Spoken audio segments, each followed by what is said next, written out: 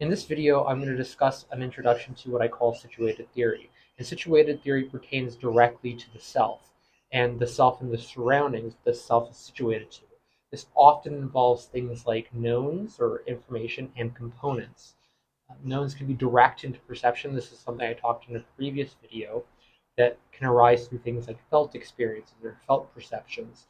If you, for example, touch a rough surface and it's bumpy, you can know this because of the texture, and you're making contact to a component of the environment that is conveying information.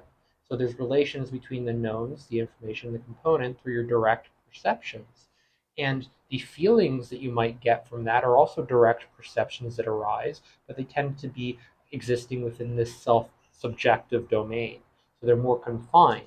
So you might have these additional impressions that you get that fall in relation to that through uh, these connections that fall in relation. And that's essentially what situated theory is. It's about stringing these connections and forming these alignments and establishing things in relation. They're very important to also being able to identify attachments and to be able to separate ourselves from those attachments, which can provide positive benefit to our well-being, because often attachments and particularly perfectionisms, which I'll discuss more, and which I have discussed in a previous video, often are a source of negative emotion, negative feelings, thoughts that can be intrusive or harmful, negative perceptions of ourselves, and that can impact our well-being in various ways.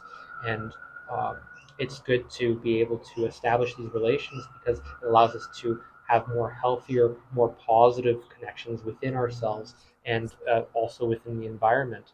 Allows us to be able to recognize the space between different things, understand the relations between them, and to take a step back, not necessarily cling on to them or attach ourselves or become perfectionistic in our thinking, and also appreciate things like imperfectionism. Because oftentimes we can notice something, identify where the appearance of something is arising or apparent, and appreciate it, appreciate the aesthetic beauty of it, and sometimes even the imperfections of that, and that can be very, very enlightening, I would say, and restorative. So that's all I really want to say about that.